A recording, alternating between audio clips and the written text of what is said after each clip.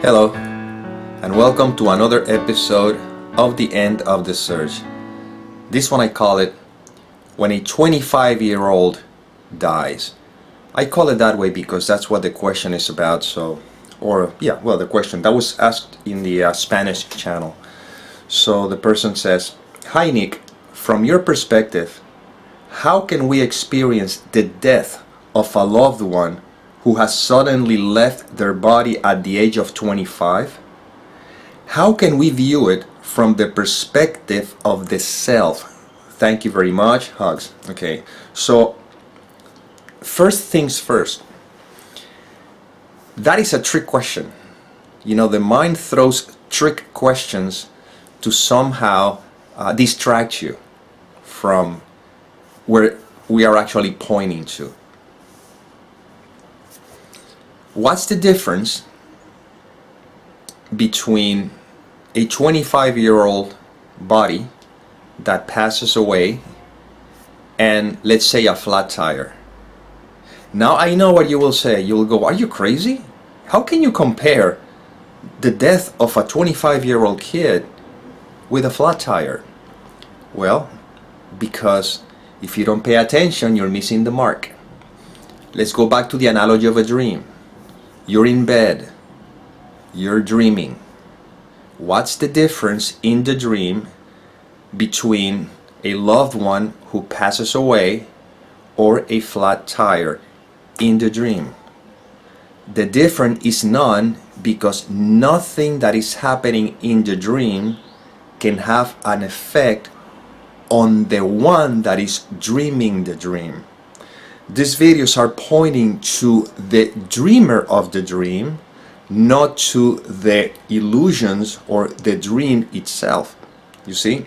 So let me address this question with a couple of, let's call it, facts within the illusion, to see that I am not just throwing words at random, okay?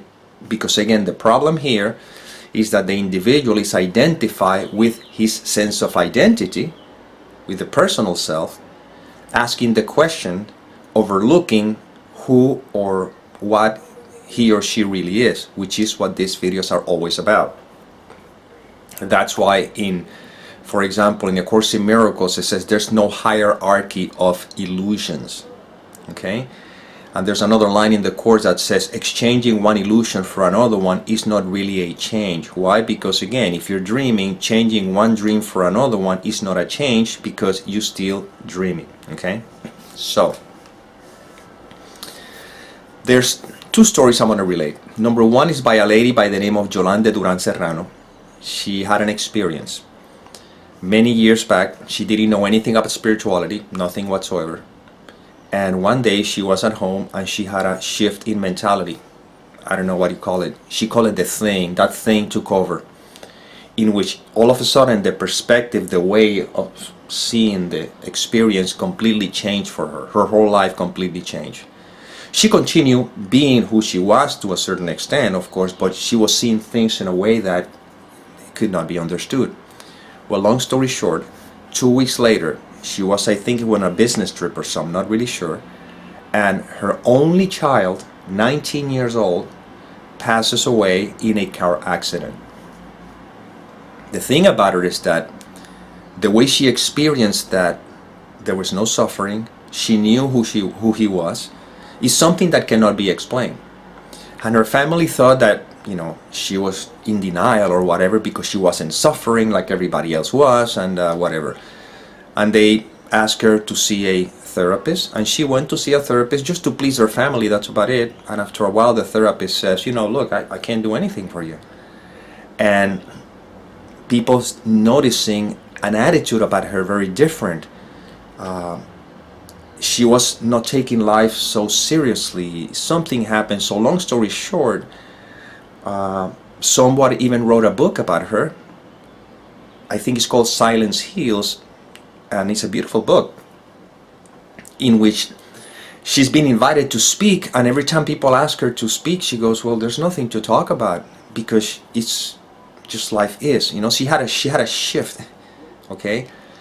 And once again, this is something that cannot be explained, It's kind of like when you're in bed dreaming and you're so caught up in the dream that you're completely, I don't know, distracted and panic and whatever. And all of a sudden, there's a shift in you when you realize, oh my God, this is a dream. And in that moment, you relax in bed. The dream continues, but you relax in bed. See the difference?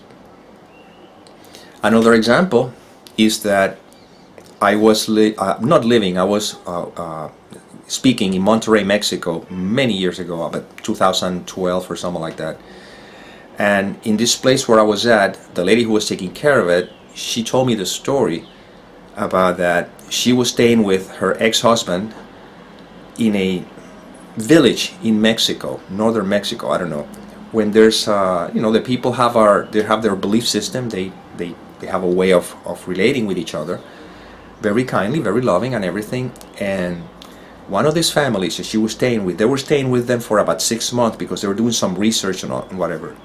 And she started loving this family and so the child, I don't know, a teenager, goes to Monterrey, Mexico to get a job or so. I think he was going to move there. And a bus ran over him and killed him. Well, the way this, I don't know if you want to call it community or I don't want to call it tribe because I don't know what is the right word. The way they address the death of a loved one is not by everybody crying and suffering, no, but the way they addressed it is they believe that they go to the next life, and what they do is that in the funeral they bring food and all that kind of stuff and put it next to their funeral and stuff. It's just kind of sort of like a celebration that is going to a better life or a different life. I don't know, whatever the case may be. So long story short, she was telling me that she was destroyed. I mean, she was complete. She was crying like you could not believe, and the family was consoling her. You see? So you can even say that even beliefs apply to this one as well. So the bottom line is that that question is a distraction to what we're pointing to here. I am not disregarding, I am not discrediting in any way, shape or form the pain that some people could feel if a loved one is gone. I am not saying that. So please, I want to make sure that I'm not misunderstood, but we are pointing to something that has nothing to do with the nature of the question. And these kinds of questions are just distractions. Actually, every question mostly is a distraction, unless it's a question of really wanting to know who I am. So he says over here, or he or she, I'm not really sure, it says, how can we see this from the self? Well, you cannot see it from the self because you are a distraction from the fact that you are the self. You see? When you don't believe the content of the mind, you are seeing it from the self, if you want to use that term. Because if a loved one passes, the act itself is just an event. Event is that body was here, and now the body's not here, seemingly, right? So the self doesn't see it in any particular way because the self is in which everything seems to appear. They believe that I'm a separate entity, and then all the thoughts and attachments and beliefs that I have about who I am and who that person is what creates the whole conundrum. That's where all the challenge comes in. But if you don't believe the content of the mind, where the mind is trying to tell you what does it mean that this particular individual, which you refer to as a loved one, and then he was 25 years old, meaning that it's even more pain because as opposed to an 80-year-old who passes away, but at 25 he has so much to live. See, all these beliefs and all these thoughts that just inundate the present moment, you project it onto that experience, and there's pain and there's suffering and there's grief, you see? But if that is seen as such, the answer that I can offer you is I don't know how you will find yourself responding to that, because I don't know how your life is supposed to unfold. But if you don't believe the content of the mind, you'll experience peace in spite of whatever the event may be. Now, once again, I know this is a very hard pill to swallow for someone who's very identified with the sense of identity with a person and with all its belief system. But I am not saying that there's anything right or wrong about grieving or crying or feeling sadness. I am pointing to the fact that what are you? This is what these videos are about. Who are you? What are you? Are you this separate individual who seems to be relating to quote-unquote others, or are you the self? And if you're the self, then all you notice is that the only thing that overshadows that is all thoughts that crosses the mind that you believed. You see? Because people are dying all the time. All the time. And you're not feeling the same way towards everybody. You only feel the same way to specific ones. Why? Because there's an identity. I am my son, my daughter, my brother, my sister, my mother, you see? And then on top of that, there's I guess there's this all the psychological attachment and all the memories about the past and the again, these are memories, these are thoughts, you notice that? But all the thoughts about the psychological bond and everything. See, all of that is overshadowing the fact that you are. So when you put all of that together and attach it to the sense of identity, it's very understandable that when someone passes away, or just leave the body, the energy is no longer feeding that body, because there's identification with me as a body, and that is also a body. I do understand the process that many people have to live. Some people have a grieving process.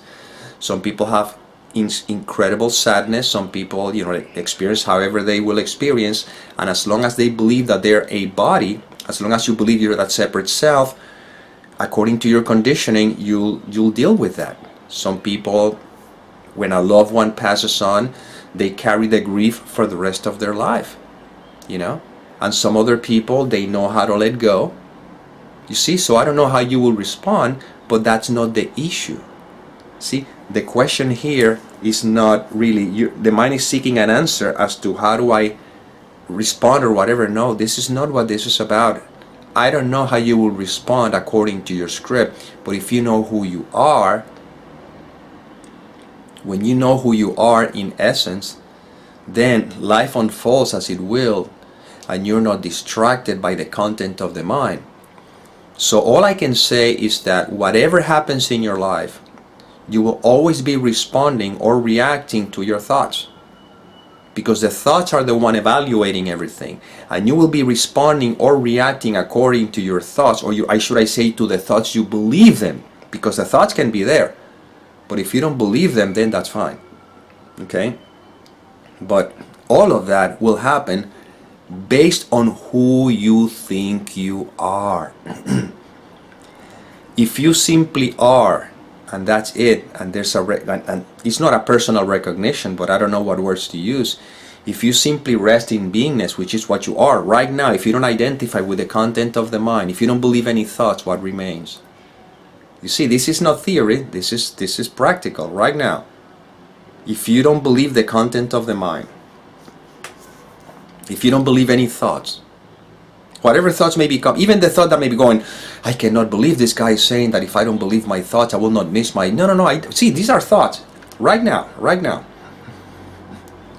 Just don't believe any thoughts right now. If you don't believe any thoughts right now, whatever the thoughts may be, if you don't believe them, what remains? You see? And I always say this, you probably think that I'm talking to you as a person, and you're thinking now with the mind, if I don't believe any thoughts, what remains? No. There's still the mind involved, evaluating, saying, if I don't believe any thoughts, what remains? No, not even that. Right now, this is it. This is it. See, this is it. This, without the content of the mind trying to analyze it or judge it or translate it, without the content of the mind, what remains? What remains is what is. And in the what isness, there's no drama, there's no stories, there's no this is good, this is bad, this is not what happens or should or shouldn't. All that there is what is. And that addresses your question. You see, how do you see it from the self? There you go. Just don't identify with the content of the mind. Voila, you're seeing. This is what the closest to say that this is how the self would see it. Because the self doesn't see anything. The self does not see anything. The self is. You see? And now we're trying to personalize it. If I look at it from the self, how do I see it? No, you cannot see it from the self, because the self is you. Seems to be a distraction that seems to appear in the self. You see? So now, from that conscious recognition, what questions can arise? I mean, you tell me. What happens if this body is no longer there? It's no longer there. What if this thing doesn't change? It doesn't change. It doesn't matter, because I am the changeless, in which all that changes or seem to change appear in. If you're the movie screen, what happens if you put a movie that is terror? Nothing. What happens if you put a movie that is I don't know, action? Nothing. What happens if you project a movie that is drama? Nothing. What happens if you project a movie that is comedy? Nothing. The screen is not affected by whatever you project onto it. Well, you, the self, whatever you want to call it, which I'd rather call it nothing, is not affected by any thought that may seem to appear in it, and consequently is not affected by any experience or any image or any situation that seems to appear in it. When you know that you are, no matter what feelings may come up, can have no effect on you. No matter what situations may come up, have no effect on you, because you're not identified with any thoughts that come up as well. So thoughts, feelings, sensations, situations have no effect on what you are. This video is about remembering what you are, not about answering specifics based on the storyline. We're going straight to the cause. Go to the root. We're not trying to, I'm not trying to what's it called, cut branches from a tree. No, we're cutting the tree from the root. So when you know who you are, not you personally, but that's a way of saying, when the recognition that you are, it's already seen through, when that is established, then then life happens. Yes, there's going to be all kinds of experiences. Bodies will arise and bodies will leave at different ages, in different stages. The body will feel all kinds of things. The world will have all kinds of experiences. Thoughts will continue to appear, but you remain as you are. And that is what these videos are about. Well, I hope whatever came through was it served. And as always, may peace permeate the mind so that love can be extended.